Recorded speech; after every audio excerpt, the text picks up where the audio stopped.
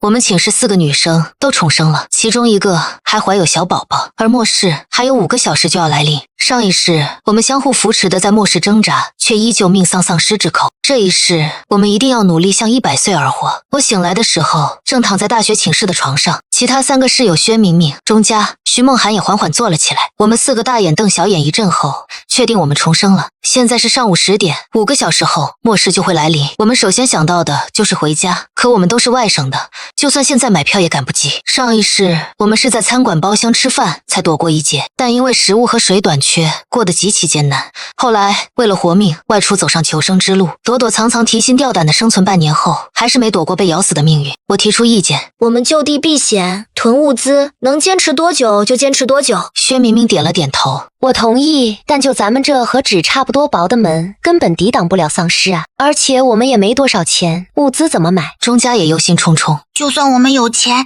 可咱们寝室这么小，东西往哪里放啊？要不我们现在去租一个房子？现在只剩5个小时，租房子再买物资肯定来不及。我看了看寝室，然后拍了拍墙壁，隔壁是活动室，我们可以先把物资存在隔壁。这墙不是承重墙，后期在墙上开洞就可以过去。至于安全问题，去建材市场买木材和工具回来，我们自己加固门窗。我们都是末世中生存过的人，知道这是目前最快也最容易实现的办法，但这个过程肯定会被人注意到，可时间有限，只能兵来将挡，水来土掩。在我们讨论的时候，只有徐梦涵沉默不言，因为她怀孕了。上一世她的男友要去国外交换学习，离别之时2人情不自禁，结果意外有了小生命。末日1个月后，她出现妊娠反应，这个孩子和末日一样来得猝不及防，让我们每个人都手足无措。对不起，我不能再拖累你们，上一世谢谢你们的照顾。徐梦涵语气坚定，然后将她所有的钱转给我们。这些钱你们拿着去买东西，好好活下去。若我死后能有灵魂，我必再报答你们的恩情。我一把拉住他，要活一起活，我们可是说好了要当宝宝姨妈的。薛明明和钟佳也开始劝说，就是，上一世那么苦，我们都熬了，这一世我们提前预知肯定会更好的。梦涵你别怕。徐梦涵的情绪不稳定，我们知道她的担忧与害怕，但我们现在不能把时间浪费在担心未来上。我们第一步要做的是凑钱，平时存的家父母给的都拿出来，信用卡和借贷平台也随便借，反正也不用还了。半个小时的时间，我们凑到了83000块，我们立刻分头行动。薛明明去建材市场买材料和工具和一些趁手的武器，我和钟佳则负责生活物资。我联系送水员要了50桶纯净水，送水员以为我是在逗他，我直接打了1半的钱款过去，对方立刻笑逐颜开的安排。与此同时，钟佳也在网上订购各种能长期储存的食物，这些东西会由跑腿员送过来，能减轻我们不少负担。梦涵，你就在寝室接收物资，不要离开，把咱们电脑充电宝都充满电，我们的保障就靠你了。徐梦涵终于点了点头。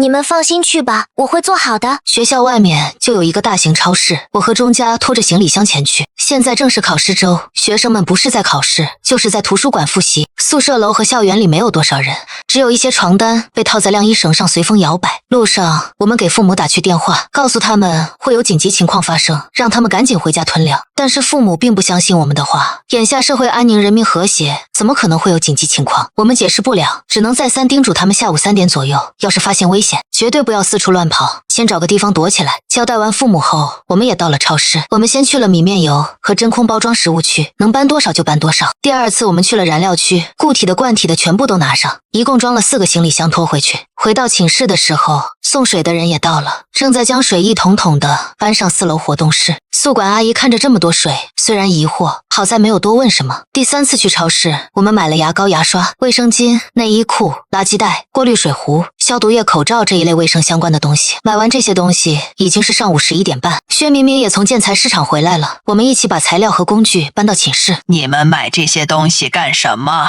宿管阿姨这次终于没忍住地问道。阿姨，我们建筑系的有模型作业。阿姨看了看，做模型可以，但不能用大功率电器啊，我会没收的。我们连连点头，同时将装着电钻的工具箱藏在身后。网上订的食物也不断的送到，这也引起了一些同学们的注意，他们挤在我们门口看。苏想，你们没去复习在干嘛呢？同学疑惑看着我，我看着他们一个个青春洋溢的面孔，想到不久之后他们就会被感染成丧尸，心中不由酸楚。担心会发生什么紧急情况，你们也快买点东西囤着吧，待会儿不要乱跑。你们好奇怪啊，好好的怎么会有紧急情况？明天上午还有考试呢，我可不想挂科。说完，他们便离开了。钟家无奈地叹了一声：“算了，这种事不会有人相信的，我们走吧。”我们虽然知道会发生什么，但我们却没有改变这一切的能力。12点，我们拿着查漏补缺的清单来到超市，将缺少的都补上。从超市出来的时候，我看到旁边的摩托车店，于是又进去买了4个头盔和4套耐磨的衣服手套。后期食物和水用尽后，我们肯定要外出找食物，这些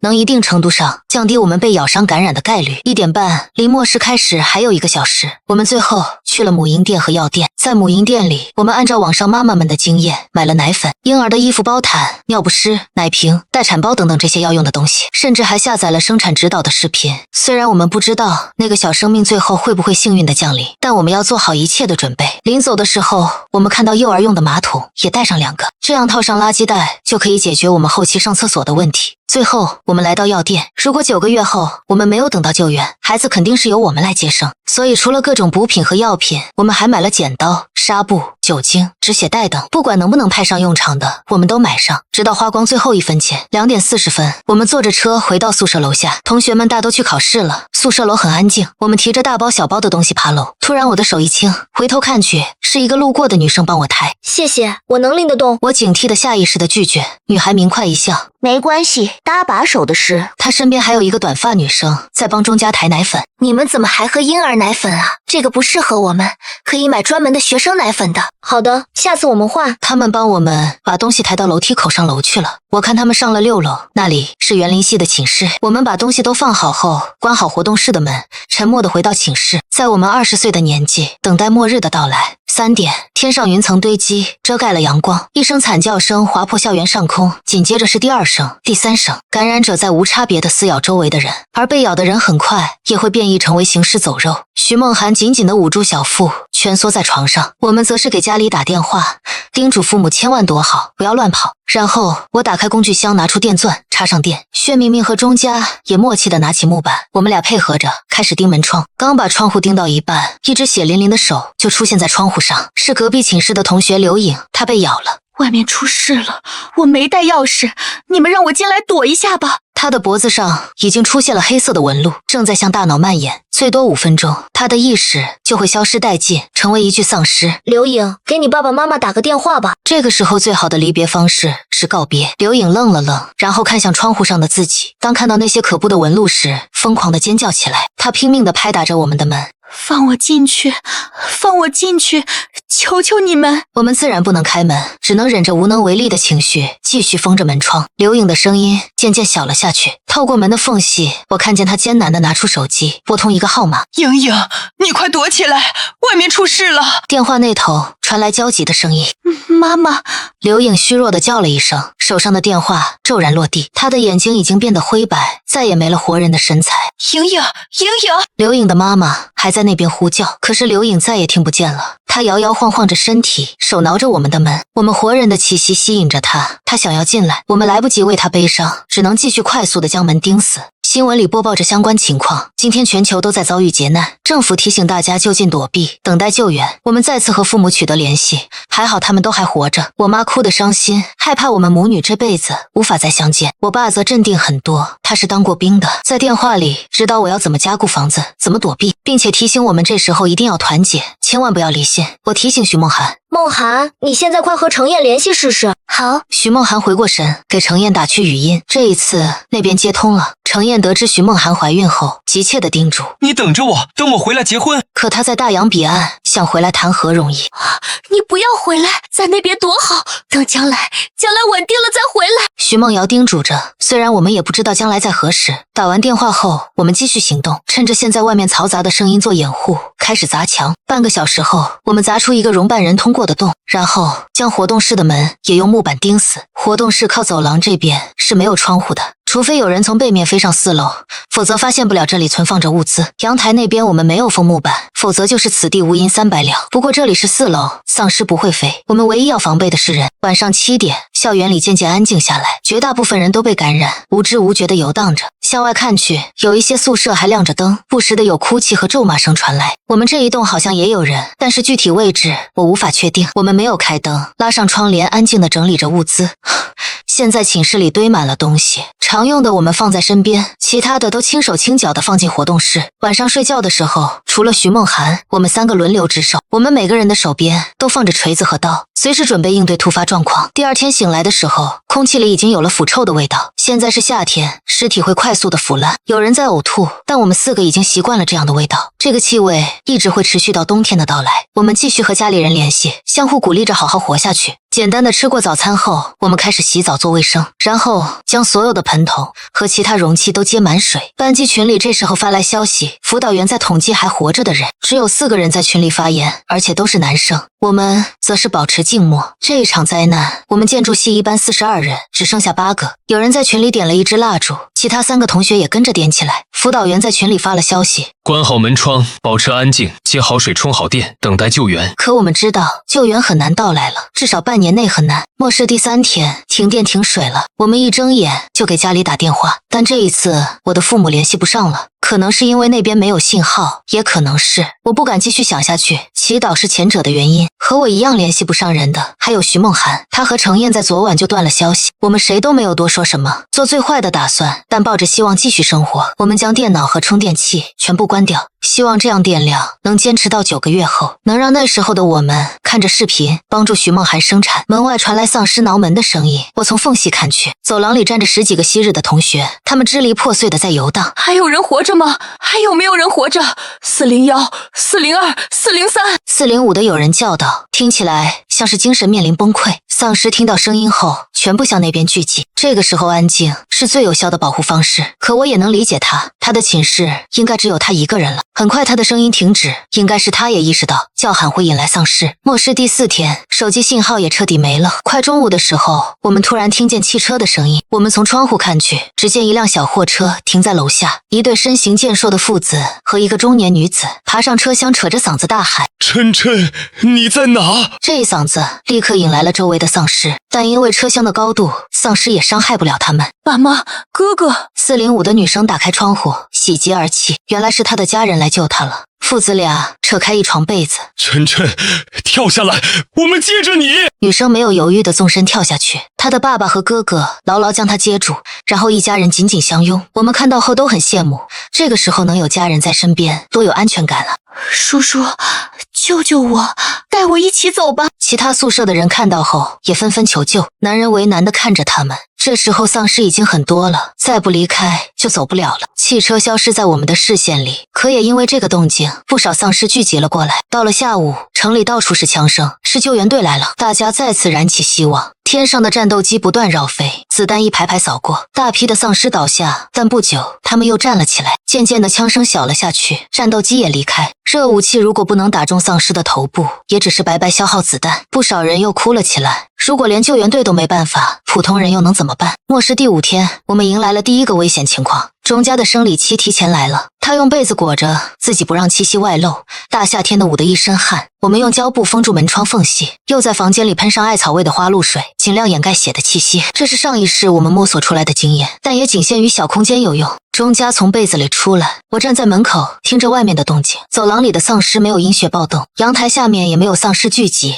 我们都松了一口气。希望将来徐梦涵生产的时候，我们也能这样不让丧尸察觉。末世第6天，下了一场暴雨，幸存的学生拿着桶盆站在阳台上接雨，有人还脱了衣服洗澡。暴雨中，丧尸们都站在原地不动，任由雨的冲刷。在这些丧尸里面，我看到了班上的同学，还有辅导员。前几天，辅导员还在群里统计活着的人，交代我们不要出门。可现在他却成了丧尸，为什么他不好好待在房间？这只有一个原因能解释，那就是他给我们发信息的时候已经被感染了。我双手合十，向上天祈祷，祈祷每个人的灵魂都有归处。薛明明有些气愤。别拜了，这次的事足以说明世上没有神明，要是有，他们怎么能忍心人类遭此劫难？钟家摇了摇头，也不一定啊，我们的重生也许就是上天的安排呢。也对哦，可我们能干啥？我们也不知道能干什么，我们唯一能做的就是珍惜这次机会，好好活下去。末世第10天，或许知道救援难以到达，活着的学生们开始自救。雨停后，我看到有人将床单撕成布条绑在身上，然后从阳台翻到其他宿舍去找物资。这些人没有囤零食的习惯，10天已经快到饥饿极限。有些比较幸运，进去的寝室或多或少都能找出吃的喝的。有了这些，希幸存者可以支撑得更久一些，但也有一些人不幸的遇到丧尸。他们快速的撤离，可终究还是慢了一步。我看到有人在注视着我们这边，虽然看的方向不是我们寝室，但我感觉他们在计划着什么。薛明明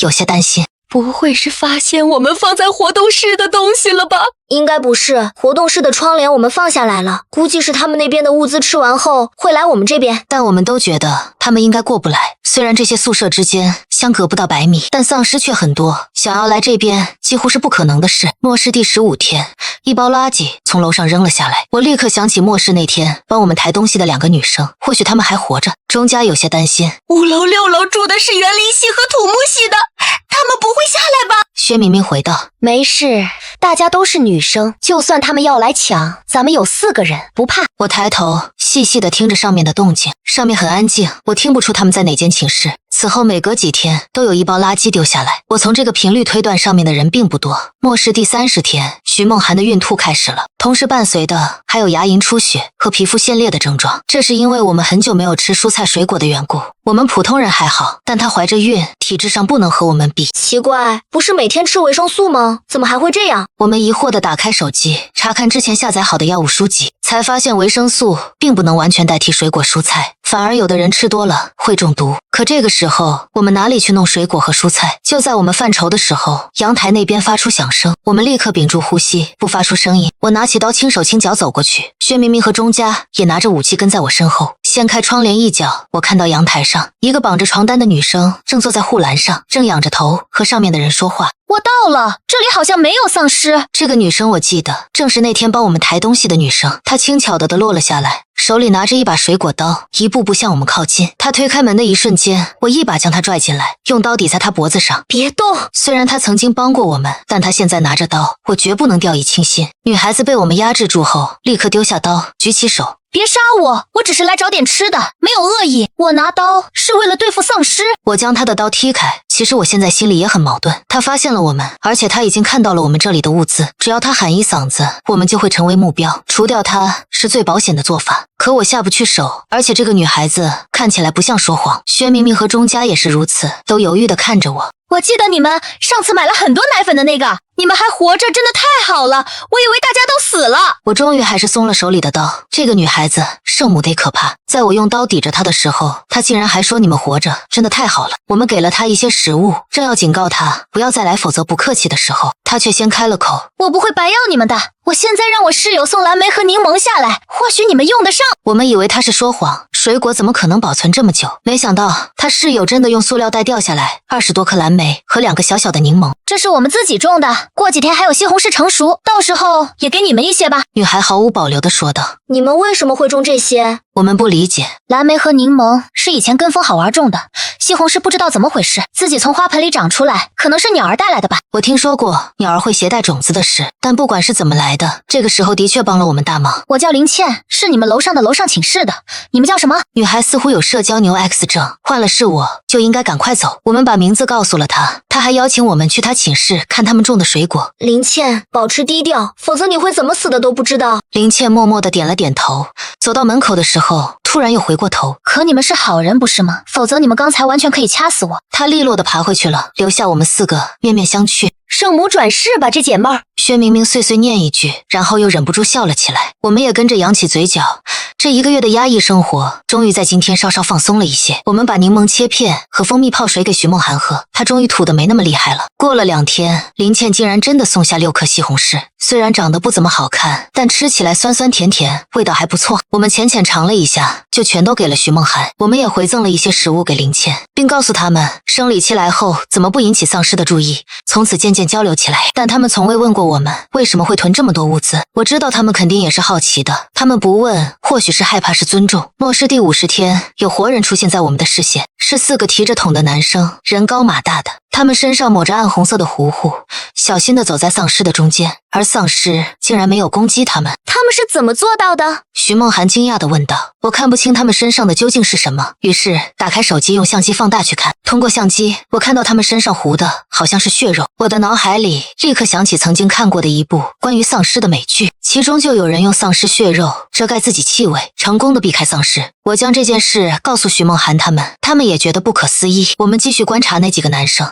他们快速地穿过小树林，到达人工湖边，将桶装满水后，一路狂跑地离开。虽然他们成功了，但是我们也不敢抓丧尸来试验，否则一不小心被抓伤咬伤，我们就万劫不复了。不过有其他人跟着效仿，为了活下去，有人也开始抓丧尸，但结果和我们预料的一样，最终都死于丧尸之口。那4个男生应该是除了胆大，还有非常强大的力量。我觉得他们可能是体育系的，剩下的人不敢轻举妄动，可不动就没有食物。渐渐的，他们开始争吵、争抢、厮打，直至归于平静。末世第70天，天气终于开始转凉，进入秋季。徐梦涵的腹部开始微微隆起，这个小生命正如一颗有力的小芽，在努力生长。我们的生活也有了期待。太多的生命逝去，这颗小芽是一个小小的希望。但徐梦涵孕吐得厉害，柠檬早已吃完，没有什么东西能够帮她止吐，身体日渐消瘦。我们用心的照顾她，也经常对着肚子里的小宝宝说话，希望她能体谅妈妈的辛苦。神奇的是，小家伙像是听懂了一样，徐梦涵渐渐有了食欲，孕吐也没有之前严重了。我想，这颗小芽将来一定是个懂事的孩子。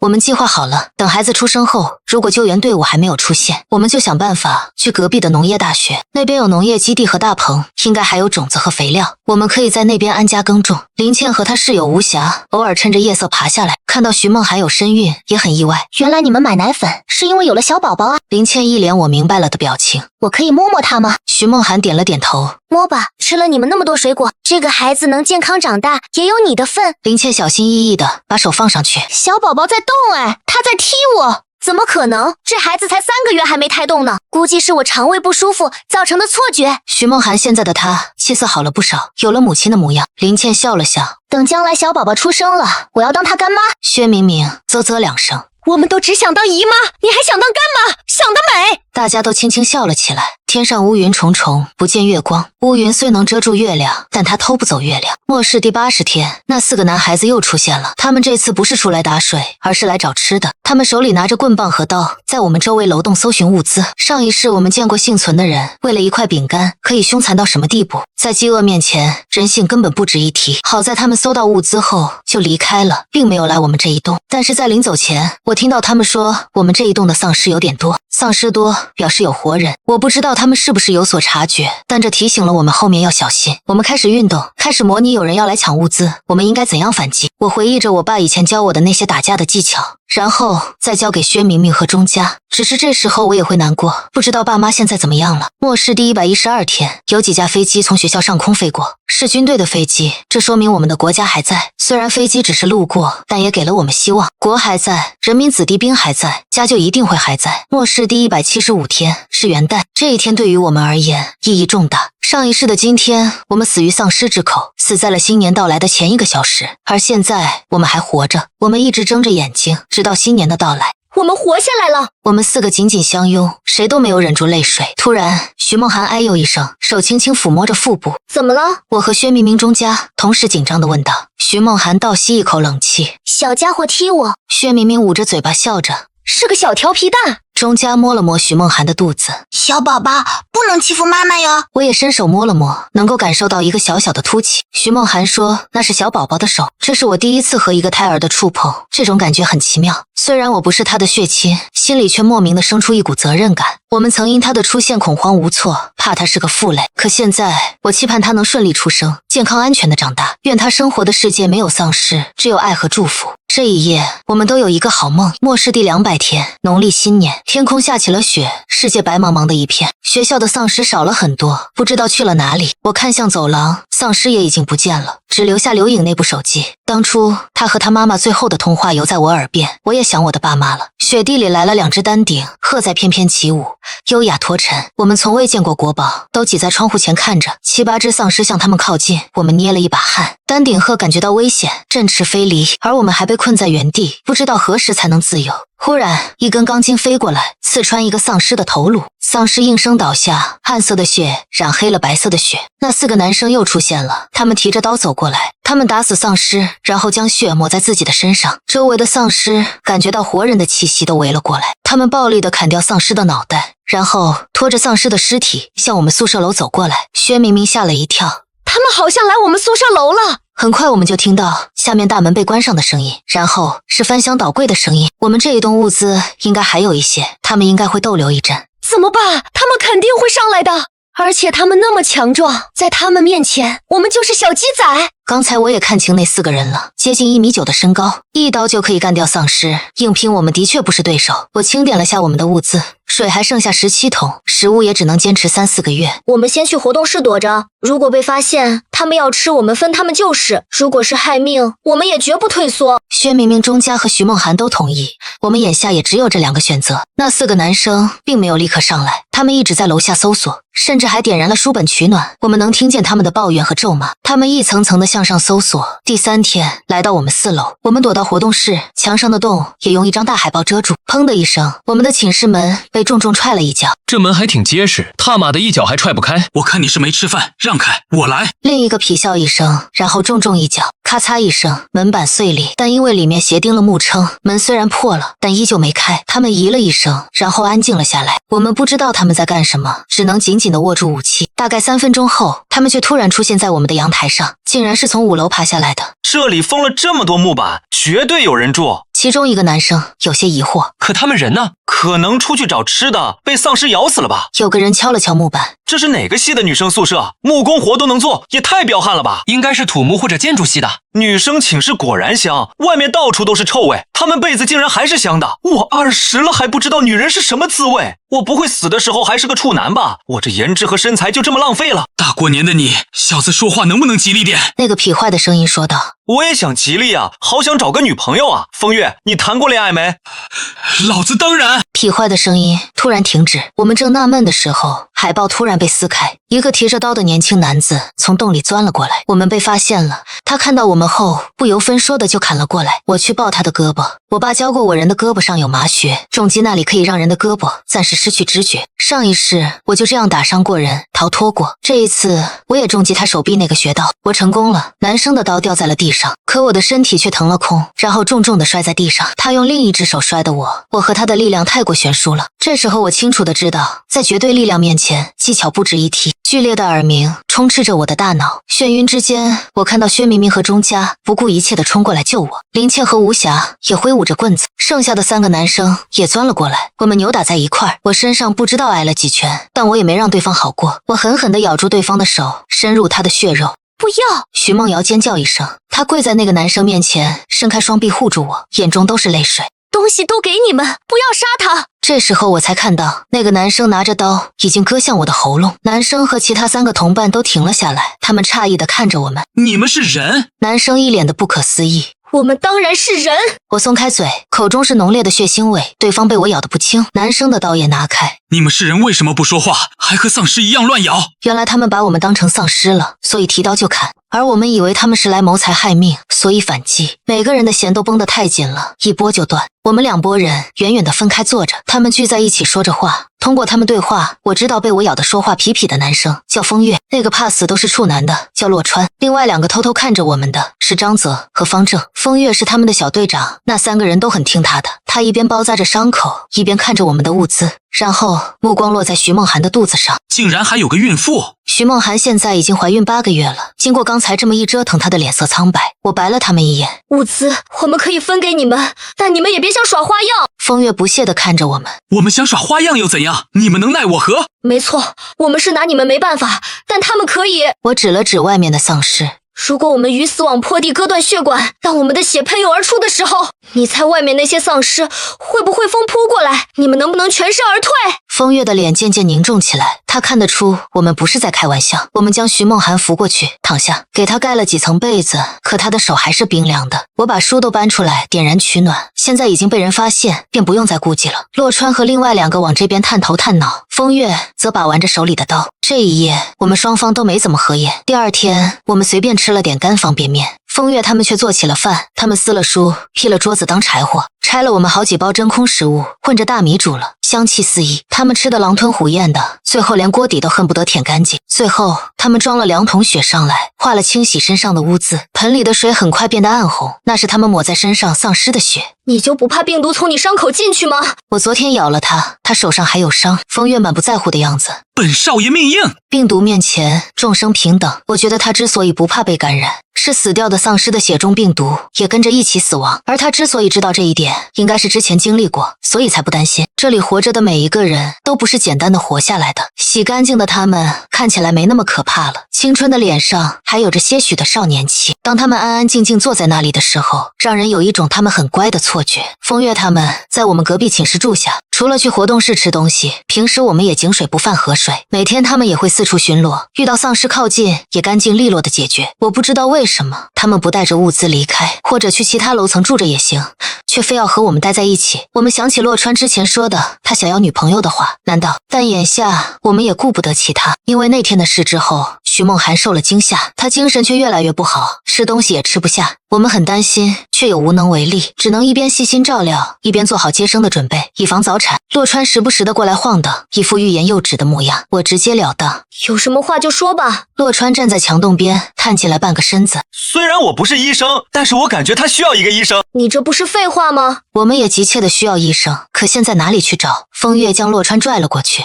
别添乱！我们的燃料已经用完，只能烧桌椅板凳。徐梦涵醒来后，我们立刻给他喂吃的。他喝了2口粥，摇了摇头。我想喝冰可乐，想喝百事的。他不是无理取闹的人，这时候说这样的话，肯定是意识不清了。我们心里一阵害怕，害怕他出事。好在他过了一会儿清醒了，看着我们有些疑惑。你们怎么哭了？薛明明他们都背过脸去。我回道：太冷了，冻的。他伸手轻轻推着我们。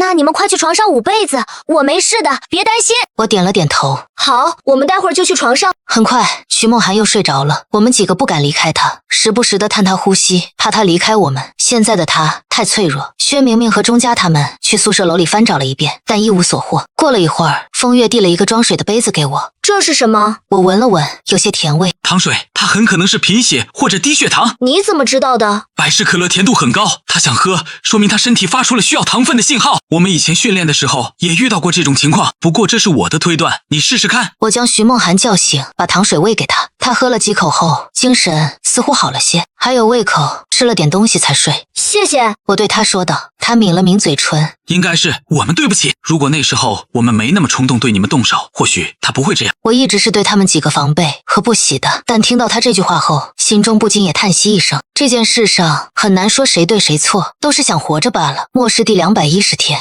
云层又重重地压了下来，天空飘起了雪。做饭的时候，林倩突然在6楼阳台对我们说道：你们快听，是不是有汽车的声音？我们侧耳细听，果真听到隐隐约约的声音，像是从隔壁农业大学那边传来的。风月他们爬上楼顶眺望，过了一会儿回来，说那边真的有人，而且好像是救援队的。我们大喜，立刻找来书本木头烧起烟，想要引起那边的注意，可是烟怎么都烧不大。我们高声大喊，也没人听见。风月他们跑出去，点燃了一栋宿舍楼，希望这样能被发现。结果火被大雪压了下来，而且还引来了丧尸。我们只能先作罢。洛川，明天一早我们过去看看。张泽、方正，你们留在这里帮忙。风月开始安排，他觉得要主动出击。好，洛川毫不犹豫地答应。既然他们不惧危险地去找出路，我们自然也不吝啬。我们把之前买的摩托车头盔和手套给了他们，希望能起到一定的保护作用。然而，就在半夜的时候，突然发生了变故。徐梦瑶腹痛见红，她早产了。钟家去烧热水，林倩和吴霞关紧门窗，用胶带封住门窗缝隙。风月、洛川他们四处喷洒着花露水和消毒液。我和薛明明负责接生。我们从未做过这样的事，我们自己都还是孩子，但也只能硬着头皮上。徐梦涵疼得脸色苍白，但她紧紧咬着毛巾，不吭一声。她害怕叫声会引来丧尸。我按照视频里教的，小声地喊着节奏。血流在床单上，比我们预计的要多，担心附近的丧尸过来。风月他们拿着刀下楼去守着，我原以为他们会逃的，毕竟万一后面徐梦涵大出血，这里肯定会被丧尸围住。黎明的时候，孩子终于生了下来，是个皱巴巴的小姑娘。因为母亲营养不良的缘故，婴儿很轻，我抱在手上，感觉只有3-4斤重。小姑娘果然很懂事，她一落地就开始哭，省了我们将她打哭的那一步。但哭了2声后就没了声音，可能是天气太冷了。我赶紧将孩子抱到活动室，用热水擦洗干净。我原以为我会手忙脚乱，可没想到我竟然十分麻利，可能这就是人的潜力吧。给小姑娘穿好衣服，抱在被子里后，风月他们都围过来看。怎么这么丑，像个小老太太？方正疑惑一句，立刻惹来我们的眼神警告。方正立刻改口，不丑，挺好看的。孩子动了2下，又不动了。虽然还有心跳，但毕竟不足月生下来的。钟家这时候慌张地跑过来，苏想，梦涵怎么叫都叫不醒。我立刻过去，徐梦涵果然昏迷不醒。我以为是生产大出血造成的，但掀开被子看了看，虽有出血，但并不是血崩那一种，是其他的原因导致他昏迷。我做出决定，我们现在一起去农业大学那边，说是风月他们去叫人，等他们回来，也不知道徐梦涵和孩子还能不能坚持住。而且不知道什么原因，丧尸在不断往这边聚集。明明这个出血量，在花露水和消毒液的气味掩盖下，不至于把那么远的丧尸都招来的。说他们还没回来，这里就围满丧尸，我们守不住的，不如趁现在丧尸还没完全聚集冲过去。可梦涵这个样子，怎么能出去？钟家担心道。我背着徐梦涵，方正你抱着孩子，洛川、张泽你们前面开路。风月说着脱掉外面的羽绒服，用床单将徐梦涵斜背在身后，这样可以最大程度的减小刚生产完的徐梦涵的痛苦。明明佳佳，我们把带血的床单挂到窗户外面，引开丧尸，快！林倩、无暇，你们也来帮忙。我将染血的床单撕成几块，分给他们，绑上重物后挂出去。方法果然奏效，丧尸被引到宿舍的另一边。把这个抹上。风月递给我们几个瓶子，里面装的是丧尸的血。我们快速的抹了几把后，离开宿舍，在茫茫的大雪中，拼尽全力的向农业大学的方向跑去。寒风刀子一般的割着我们的皮肤，因为跑得太剧烈，肺部仿佛要爆炸一般，喉头都是血腥味。但希望就在前方，我们必须跑。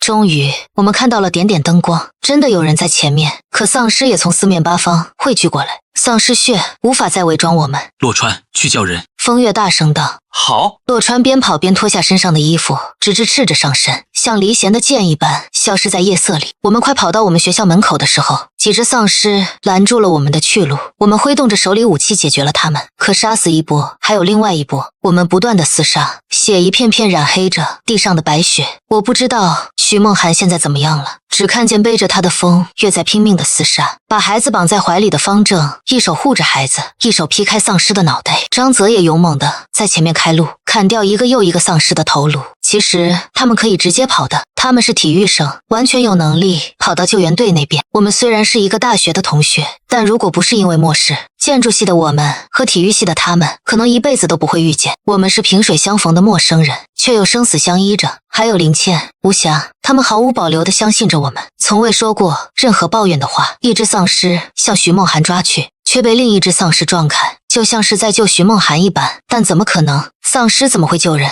快进门卫室，里面没丧尸！薛明明大声喊道。我们立刻向那边靠拢，进去之后关上门窗。张泽一夫当关的抵着门，薛明明他们则守着窗户。徐梦涵这时候抬了抬眼睛，有了一些意识。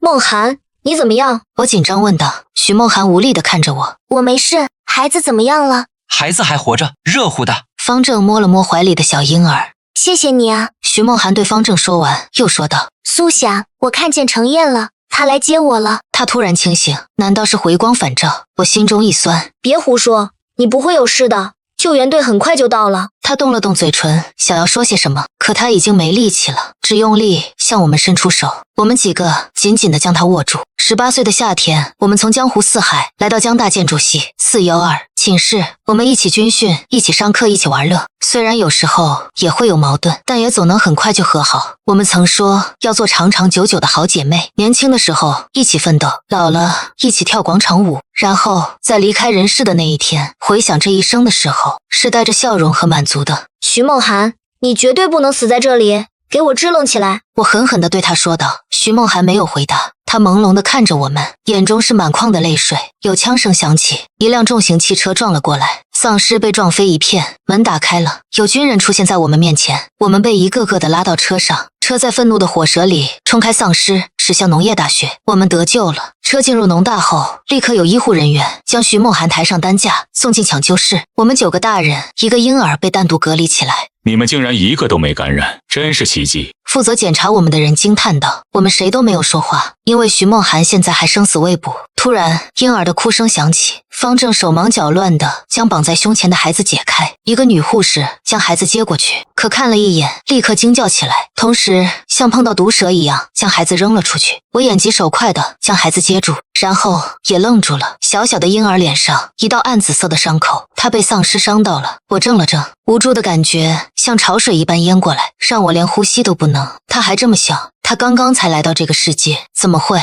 我一直抱着他的呀，我都没受伤，他怎么受伤了？方正眼中都是自责。安全员走过来，用枪对准了小姑娘。他们不能允许任何感染者出现在营地。我用手挡住枪口，泪水止也止不住的往下落。他现在还是人类，能不能等他人类生命结束，成为丧尸的那一刻，再让他去另外一个世界？风月、薛明明他们也围过来挡住枪。安全人员叹了一声，将枪收回。时间一分一秒的过去，小小的孩子还不知道将要发生什么。他在啼哭，他饿了。他从出生到现在还没吃过任何东西，甚至5分钟后他还在哭。我们都震惊地看着他，因为没有人在被感染超过5分钟后还不丧尸化的。可这个婴儿没有，他还是人类。他的身上没有可怖的纹路，他的小脸哭得红彤彤的，他的心脏还在跳动，扑通扑通扑通。我能感觉到他没有变成丧尸，他还活着。我激动的声音都在抖。安全员冲到外面，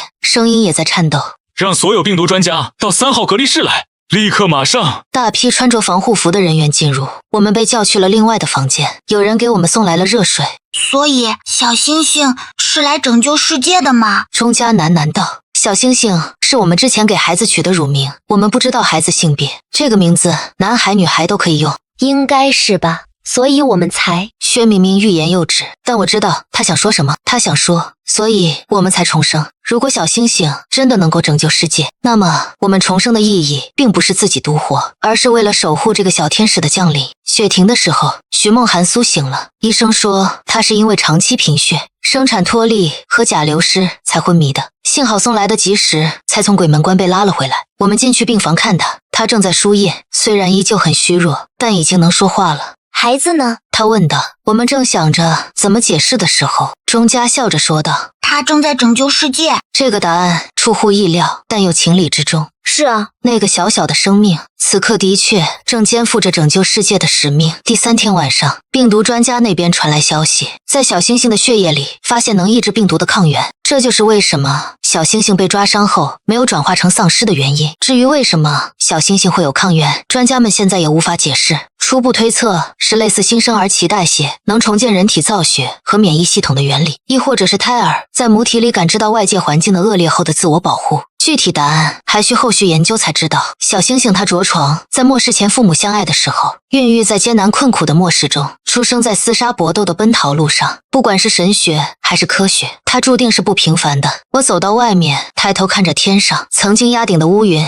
已经散去，露出一轮皎洁的明月，安静地照亮这个世间。结果这么好，你怎么哭了？风月出现在我身边，我伸手抹了下脸，才发现泪水一片。没什么，可能太开心了。这次谢谢你们啊。洛川现在怎么样了？洛川那天去搬救兵，拼尽了全身的力量，最后虚脱倒地。他没事，休息2天就好了。我点了点头，沉默了一会儿后，问出我之前心中的疑惑：你们那天拿到物资后为什么不走啊？是不是？他不屑地看着我。打住，你们也不想想那时候你们的样子，披头散发的脸，苍白的像鬼，所以我才把你们当成丧尸，怎么可能对你们有非分之想？我也不甘示弱。你们也没好哪儿去，身上脏兮兮的都是臭味，凶神恶煞的你们才像鬼。他竟然哈哈地笑了起来，好一会儿后才低声说道：我们之所以不走，是因为我们怕这一走就再也见不到活着的人了。我这才知道，他们4个看起来无所顾忌的人，也贪念人的温暖。末世第220天，夜以继日忙碌的病毒专家宣布抗原人工研制完成，开始用于临床试验。我们也终于见到了小星星。这段时间他一直在实验室，我们很难见到护士将小姑娘抱了出来，徐梦涵立刻伸手接过来。孩子出生到现在，她这是第一次看到。她温柔地看着孩子，目光让寒冷的冬天在这一刻都变得温暖起来。我们也围了过去。小星星被照顾得很好，比刚出生的时候长大了许多，健康红润的，小脸上曾经被丧尸抓伤的伤口也变得极淡一条。方正远远地躲着，不敢过来。他一直很自责，没有保护好小星星。徐梦涵将小星星抱过去，递到他手里，善解人意地说道：“你也抱抱吧，看看是不是比以前变化大一些了。”方正慌手慌脚地将孩子接过去，仔细端详，比以前好看太多了。不，我的意思是，以前也不丑。我们都忍不住地笑了起来。连日来的阴霾也在这一刻烟消云散。春暖花开的时候，我们带着小星星在校园里散步，周围有很多年轻人在耕种，他们都是农大的学生。末世来临的时候，他们靠着平常种植的粮食活了下来。政府将这里选作安全区，除了这里能容纳大量的救援人员，也是因为这里有一定的生产条件，我们都报名加入其中，为生产生活的恢复出一分力。学校围栏的外面晃荡着不少丧尸，现在的抗原只能保护活人不被感染，想要消灭病毒还需要一段长长的路。